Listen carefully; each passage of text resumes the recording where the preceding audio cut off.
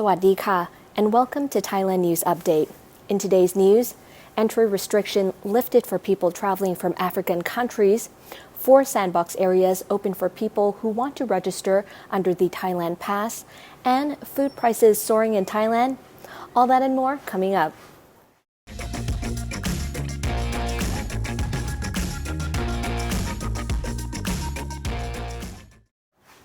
New cases of COVID-19 could leap over 20,000 a day by the end of the month, unless precautions are taken seriously.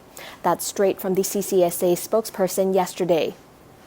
She said that the current situation corresponds with earlier modeling by the Public Health Ministry, that daily cases may surge past 20,000 by the end of this month and even past 30,000 by the end of February. The modeling also indicated deaths could rise up to 60 to 70 a day again.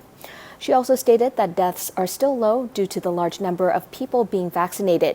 The Thaiger would like to add that overseas studies have also indicated that the pathology of Omicron variant is much more transmissible, but leads to lower hospitalization and a lower death rate compared to earlier variants. The Omicron variant of COVID-19 has now been confirmed in 71 out of Thailand's 77 provinces as of Sunday, whilst the earlier Delta strain currently accounts for the most infections at around 65%, but that in January, the majority of new cases have been linked to Omicron.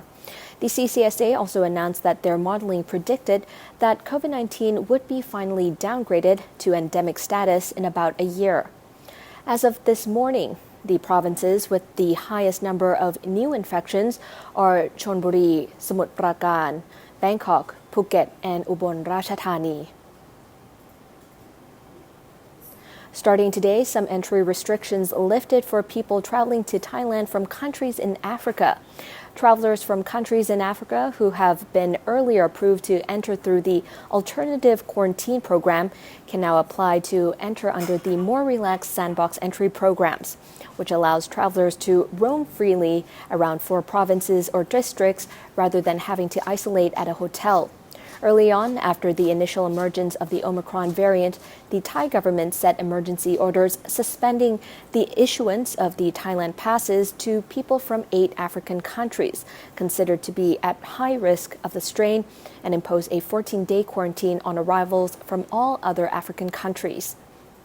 The CCSA recently decided to lift those restrictions, and travelers from African countries are now subject to the standard entry requirements for international arrivals. Fully vaccinated travelers can either undergo a 7-day quarantine period at a certified alternative quarantine hotel or resort, or enter under the Sandbox scheme, where they can stay in Phuket, 3 islands in Surathani, Krabi, or Phanga. Unvaccinated travelers must undergo a full 10-day quarantine. All travelers must undergo at least 2 PCR tests. As a side note, registration for the 4 Sandbox areas are open again today for anyone wanting to register under the Thailand Pass. The Test and Go program is currently suspended. If you want to join the Phuket Sandbox, you're required to fly directly into Phuket Airport. You won't be able to transit in Bangkok. But to join the Samui, Got Phangan, and Got Tao Sandbox, you can transit in Bangkok, but you will have to have both the flights to Bangkok and then onward to Samui made in the same booking. Only Bangkok Airways is flying from Bangkok to Samui at this time. For people wanting to join the Phanga Sandboxes, you will fly into Phuket as well and then transfer by car or van, which will be organized by your Shah Plus Hotel. Phanga is 30 minutes north of Phuket and Krabi, about a 3-hour drive. Thailand Pass registrations reopen today for the 4 Sandboxes or alternative quarantine programs if you wish to enter Thailand through a different port. Thailand's Commerce Minister is threatening to take legal action against vendors for price gouging after egg prices shot up over the past week. The price for chicken eggs shot up by 5 to 6 baht per tray of 30 on Monday, with the Layer Chickens Association attributing the increase to the high cost of feed and vet drugs. The ministry had yet to approve any price increases for eggs or chicken products, and he advised businesses producing or selling egg products to inform authorities of their production costs and seek approval before increasing prices. He said that the Internal Trade Department was keeping a close watch on prices for egg products to minimize the impact on consumers already reeling from soaring pork prices. Thailand currently has about 50 million laying hens that produce around 40 million eggs per day, mostly for the domestic market. Which begs the question, what comes first, the chicken or the egg? And whilst we're talking about surges in food prices, pork prices are also soaring. Some street vendors have even been forced to up their prices for pork soup and dishes by 5 to 10 baht, while others have just stopped selling due to the high market prices. Wildlife officials across the country have also noticed a sudden increase in local hunting wild boars to try and find their own solution to the current pork prices hikes.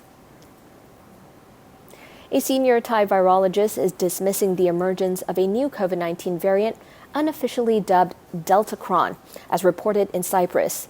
Dr. Anand Dongkaewatana of the National Center for Genetic Engineering and Biotechnology says that it is possible that the RNA of both the COVID Delta and Omicron variants were contaminated in laboratories. Following on from other earlier scientific commentary on this new Deltacron phenomenon, the doctor said that if there is a new variant as claimed, it must have been separated in the sequencing process. He said that there is a high probability that the Delta or Omicron variant may have been tainted during the genome sequencing process, urging virologists concerned to be more cautious and not to jump to a public conclusion that they have found a new variant. Several other international scientists have also voiced their skepticism that Deltacron is a quote-unquote thing and that the new alleged strain is not real. And now for a quick update on the COVID-19 situation here in Thailand. The CCSA has reported 7,133 new cases of COVID-19 with 12 new deaths. According to the latest reports, there are currently 61,974 in care and 3,306 released from care within the past 24 hours. And that wraps up the morning news for today. Don't forget to subscribe to the channel to keep up with all the latest news around Thailand and the region. Also, stay tuned for Good Morning Thailand and also Thailand News Today this evening. I'm Natty from the Thaiger. Sawadee ka.